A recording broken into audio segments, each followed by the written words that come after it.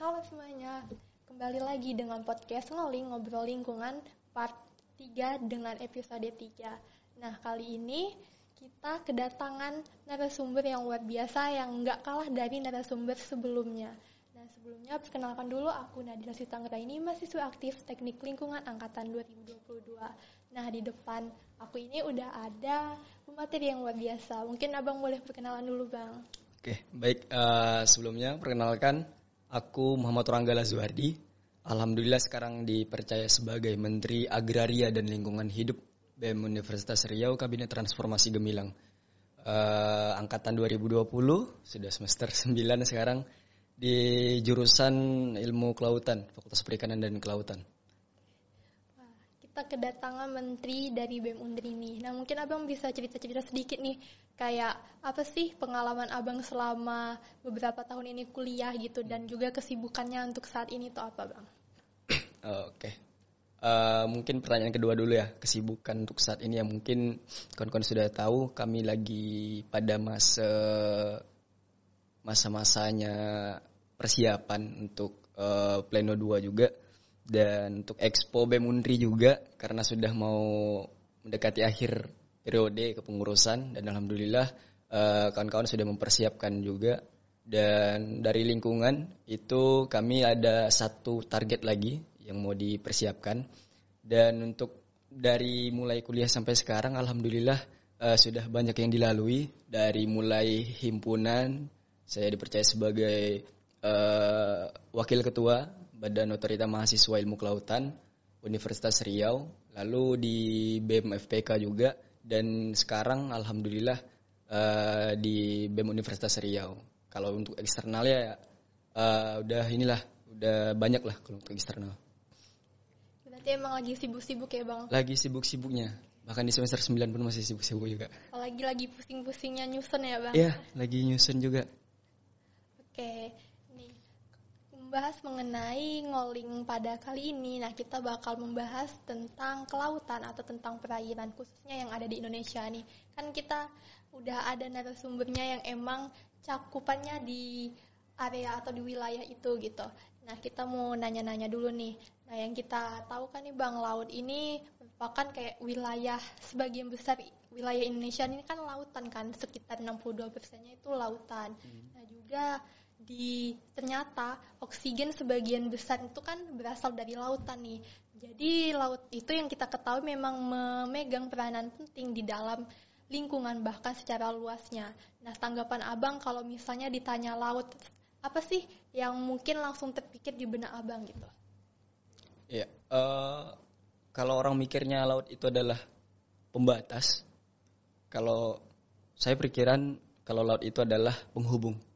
Jadi kalau tadi disampaikan sama Dila bahwa laut itu mempunyai peranan penting bagi kehidupan, bahkan di Indonesia lebih dari 62% tadi. Dan kalau di gambaran dunia 80% lebih itu lautan dibandingkan daratan gitu. Jadi kenapa saya bilang penghubung? Kalau sekarang kita mikirnya hanya sebagai pembatas, artinya kita masih memikir laut itu sebagai hal-hal yang tidak bisa kita selesaikan, hal-hal yang masih mempunyai limit untuk pengelolaannya. Dan kalau sekarang kita mikirnya adalah penghubung, artinya masih banyak yang bisa kita eksplorasi daripada laut, masih banyak yang kita bisa dalami daripada laut. Terus juga kalau sekiranya laut sebagai penghubung, artinya kita menjadi peranan yang paling besar untuk bisa melalui atau melewati daripada akses-akses yang ada di laut tadi. Bahkan untuk mempelajarinya saja, salah satunya itu kita bisa ya kayak sekedar traveling mungkin, itu bisa aja. Mungkin ya seperti itulah, kayak laut sebagai penghubung, jangan jadikan laut sebagai pembatas. Kan tadi Abang udah menjelaskan nih bahwa laut itu sebenarnya penghubung. Berarti kan aspeknya tuh secara luas itu menghubungkan segala aspek gitu kan. Oke. Nah, kalau untuk dari Abang sendiri nih, karena laut itu sebagai penghubung, tentunya laut ini kan memegang peranan penting nih. Nah, dari Abang sendiri, tanggapan Abang atau apa yang setelah Abang lihat selama ini, gimana sih kondisi perairan atau kondisi laut itu gitu? Secara garis besar mungkin tanpa kita sadar ya, di balik keindahannya mungkin ada beberapa tersebar di media sosial. Laut juga mempunyai peranan yang luar biasa, namun pada saat ini laut dalam kondisi yang tidak baik-baik saja, karena terutama di Indonesia ya, kan mungkin salah satu faktornya itu adalah daripada peningkatan jumlah populasi. Karena dari peningkatan jumlah populasi, eksploitasi terhadap laut itu makin menjadi-jadi. Kalau kita mikirnya makin banyak jumlah manusia itu bisa tinggal di laut, nggak sampai ke situ. Tapi makin banyak jumlah manusia, makin banyak permintaan ataupun eksploitasi tadi terhadap lautan tadi. Entah itu mengambil sumber dayanya dan lain-lain. Oke, berarti kondisi perairan itu secara garis besar emang yang kita ketahui bahwa emang nggak bagus ya, Bang? Iya. Oke. Nah, tadi kan udah Abang sebutkan juga nih kondisi perairan di Indonesia ini salah satu penyebabnya yang karena populasi. Yang karena populasi itu. Nah, selain dari populasi itu kan apa sih Bang sebenarnya dampak atau masalah utama dari perairan yang ada di Indonesia? Misalnya mungkin ada sampah dan sebagainya gitu Bang. Iya, dari jumlah populasi tadi kita bisa melihat di jumlah permintaan makin meningkat, terus juga perilaku masyarakatnya juga makin tidak terkendali, dan ini yang berdampak terhadap kesehatan daripada lingkungan itu sendiri, baik itu di darat maupun di laut. Dan salah satu dampaknya tadi ya mungkin overfishing. Overfishing itu kayak eksploitasi laut itu secara berlebihan. Mungkin dari jumlah ikannya diambil begitu banyak yang tidak ada aspek keberlanjutannya di situ. Aspek keberlanjutan kan kalau kita bahasnya adalah bisa kita nikmati dan dari kita dan generasi yang akan datang gitu. Jadi tidak memenuhi aspek itu. Dan juga terjadi polusi sampah tadi. Nah, polusi sampah ini di Indonesia itu tergolong akut sebenarnya. Tergolong akut karena apa? Karena bisa kita lihat kita masuk 5 besar penyumbang sampah negara kita. 5 besar penyumbang sampah. Dan ini juga semakin diperparah oleh buruknya sistem yang ada di hulu, yang ada di darat. Nah, 80% daripada sampah yang ada di laut itu dihasilkan dari darat. Dan 20%-nya itu pesisir. Pesisir itu ya termasuk masih masuk daratan juga kan. Nah, artinya apa? Ada yang perlu kita perbaiki dulu. Kita perbaiki dari hulunya dulu. Nah, tata kelola yang ada di darat ini, yang ada di hulu ini yang tidak baik. Kita ambil contoh yang ada di kampus kita aja sebenarnya. Kampus kita aja. Pengelolaan sampah yang ada di sini itu pasti akan berdampak terhadap lingkungan-lingkungan selanjutnya. Lingkungan selanjutnya seperti apa? Nah, dari sampah yang ada di tangan kita itu berakhir di mana? Apakah berakhir dengan pengelolaan yang baik atau berakhir dengan pengelolaan yang buruk? Kalau berakhir dengan pengelolaan yang baik, artinya mampu dimanfaatkan, bisa dimanfaatkan kembali atau recycle bahasanya. Tapi kalau yang keburuk, kita nggak tahu larinya kemana. Entah itu ke sungai, ke laut, atau ke parit-parit, itu larinya juga ke laut. Itu yang mungkin bisa jadi salah satu faktor yang sekarang kita lihat banyak laut itu tergolong akut. Kalau begitu terus, kita mikirnya sampah-sampah yang ada di laut itu pasti mempunyai peranan besar juga terhadap kehidupan atau keberlangsungan umat manusia. Kita bisa lihat salah satu penghasil oksigen terbesar kan laut. Bahkan fitoplankton yang ada di laut itu juga bergantung pada cahaya matahari. Kalau sampah-sampah besar saja berpengaruh terhadap fotosintesis terhadap fitoplankton tadi, ya artinya kadar oksigen kita pasti berkurang. Bahkan di beberapa tempat itu mungkin kita salah satu ya negara yang mempunyai bonus demografi. Kita negara tropis, tidak banyak yang punya se-fleksibel ataupun kompleksitas kita lah gitu. Kita punya mangrove, kita punya lamun, kita punya koral. Tapi bagaimana ketiganya ini mampu dikelola dengan baik? Dari pesisir maju lagi ke depan sedikit ada lamun, maju lagi ke depan sedikit ada koral. Mangrove kita seperti apa kesehatannya?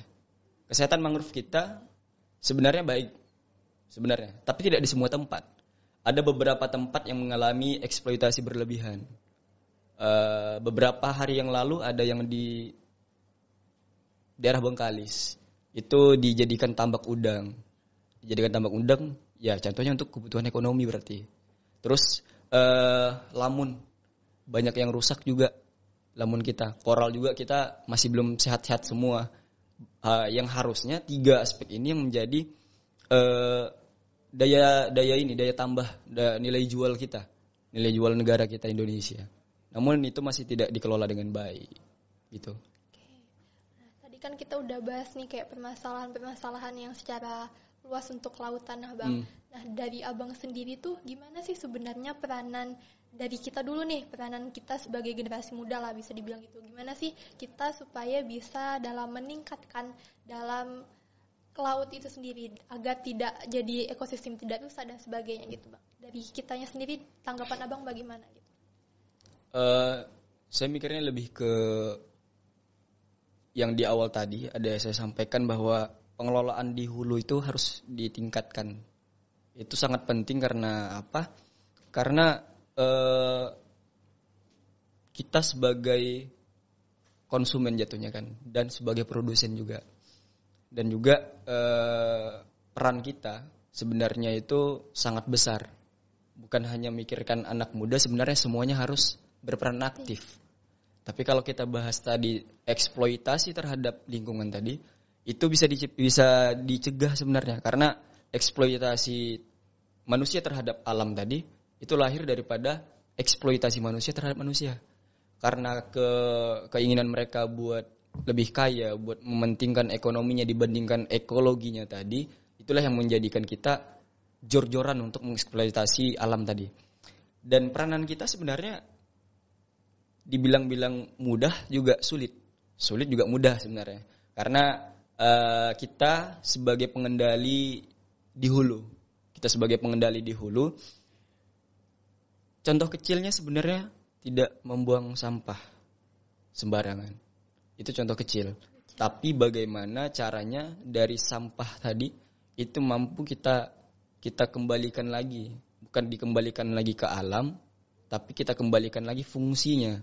Artinya entah pakai barang yang jangan sekali pakai, kayak tumbler mungkin, tote bag dan lain-lain, atau sampah-sampah yang lain yang bisa kita gunakan atau kita fungsikan.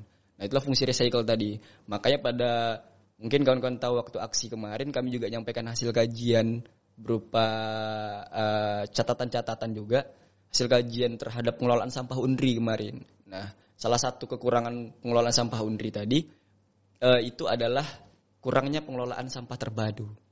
Jadi sampah terpadu tadi kita nggak ada recycle, nggak ada pengelolaan limbah. Bahkan kalau pihak kampus menyampaikan edukasi terlebih dahulu mahasiswanya. Ketika kita mengedukasi mahasiswanya, fasilitasnya kurang mendukung, itu seperti apa?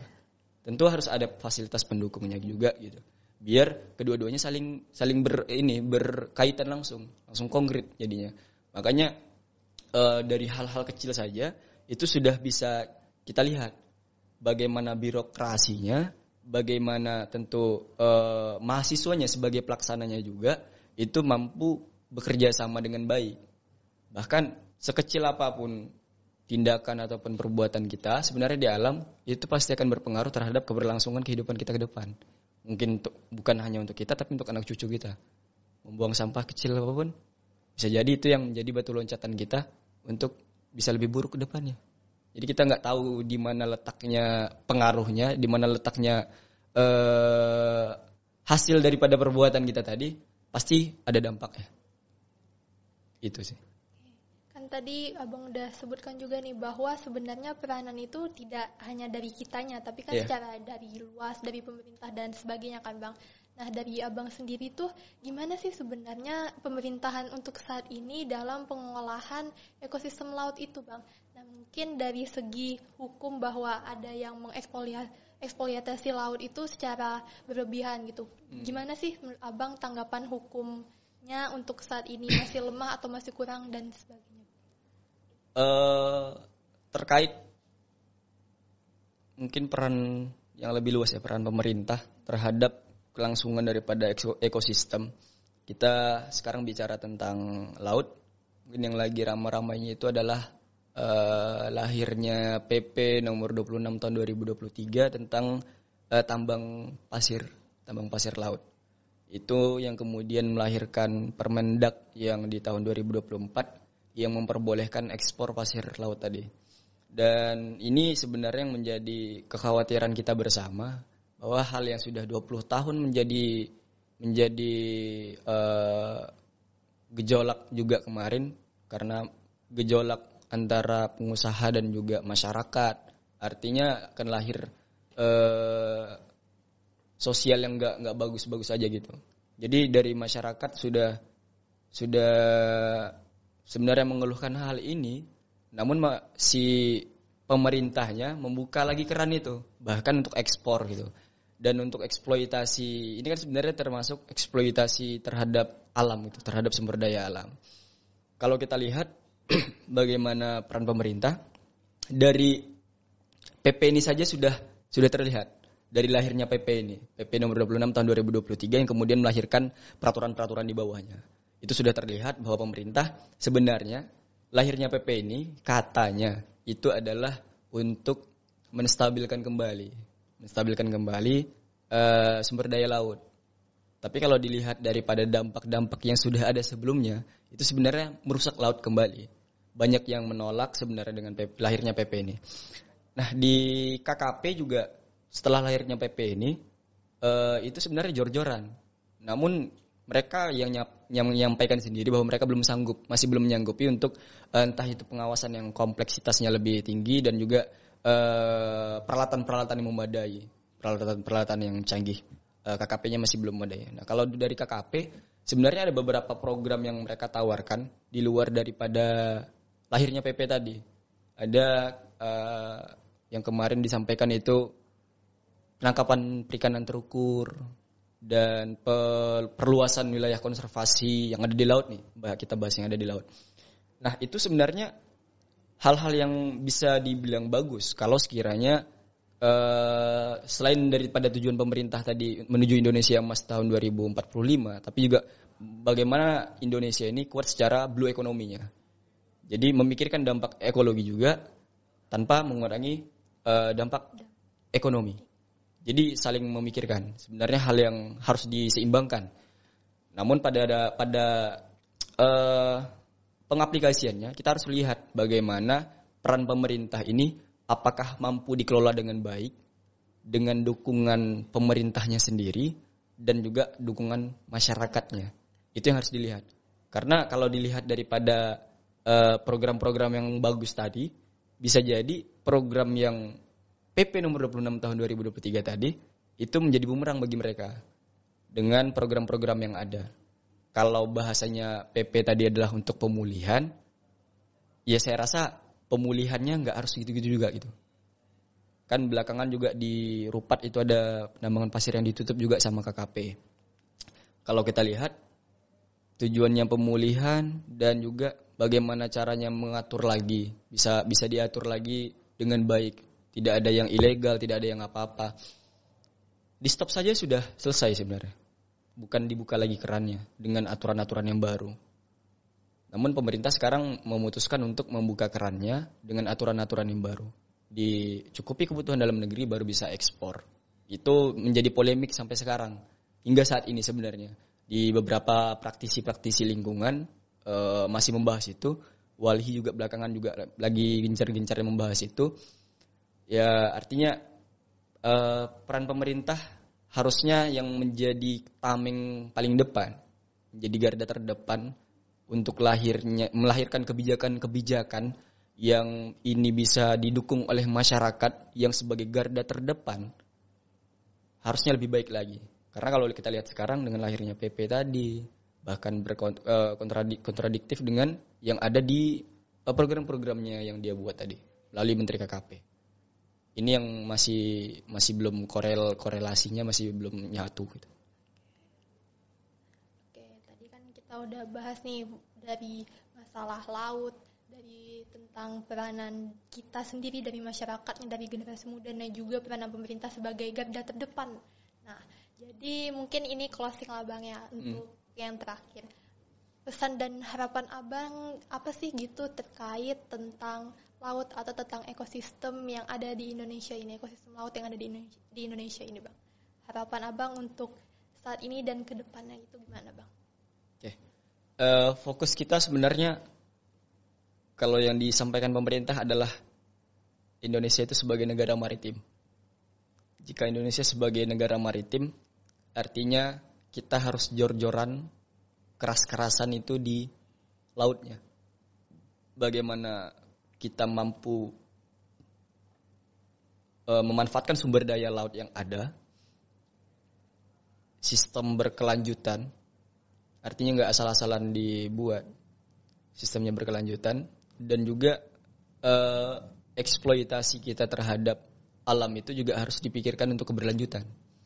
Dan kalau kita mikirnya bagaimana caranya kita bisa berdampak, mungkin ya sebagai mahasiswa kita bisa berdampak terhadap program-program ataupun lingkungan yang ada, seperti yang saya sampaikan tadi, sekecil apapun perbuatan atau tingkah laku kita pasti akan berdampak untuk kehidupan kita yang akan datang, yang mungkin akan dirasakan oleh anak cucu kita. Artinya dari pola hidupnya pribadi sendiri secara personal pun kita harus memperhatikan aspek lingkungan.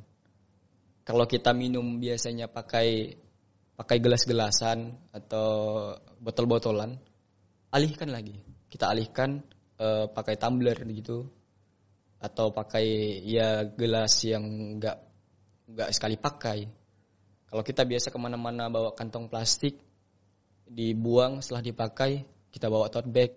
Dari perilaku kecil tadi itu sudah bisa kita lihat kalau orang ini memikirkan keberlanjutan, memikirkan aspek lingkungan, memikirkan anak cucu dia. Jadi kalau anak muda sebenarnya banyak bahas orang-orang yang lingkungan itu kayak bullshit lah, omong kosong lah. Alah dia di rumah juga pakai ini, dia juga kalau nggak ada kain dia pakai plastik juga kok, nggak ada tumbler dia pakai botol. Ya kita mulai dari hal-hal kecil dulu. Kalau digitu-gituin nggak masalah sebenarnya. Kita mulai dari hal kecil yang itu berdampak mungkin bagi kehidupan kita 1 jam ke depan. Jadi jangan mikir jangka panjang dulu, oke lah. Kita nggak mikir jangka panjang dulu. Bagaimana ini pasti berdampak untuk kehidupan kita ke depannya. Jadi bagi anak-anak muda mungkin ya yang terdistract karena gara-gara kata-kata yang ya bullshit lah, omong kosong, ya jalanin aja, jangan dengerin omongan orang. Sepeduli apapun kita terhadap orang itu ya nggak akan berguna, nggak akan bermanfaat dibandingkan kepedulian kita terhadap lingkungan tadi, gitu. Jadi mungkin dari harapan itu kan kita bisa memulainya dari diri sendiri ya, Bang. Dari diri sendiri. Dari hal-hal kecil kayak pakai tumbler, pakai tote bag, dan mengurangi sampah plastik. Karena dari hal kecil itu bisa berdampak entah untuk 1 jam ke depan maupun untuk yang akan datang. Oke. Mungkin terima kasih ya Bang sebelumnya udah nyempatkan waktunya di tengah kesibukan dan di tengah kepusingan bikin skripsi. Makasih ya Bang. Ya, sama-sama. Mungkin cukup sekian episode Ngoling kali ini. Saya Najla Sisanggraini, sampai jumpa di episode Ngoling selanjutnya. Dadah.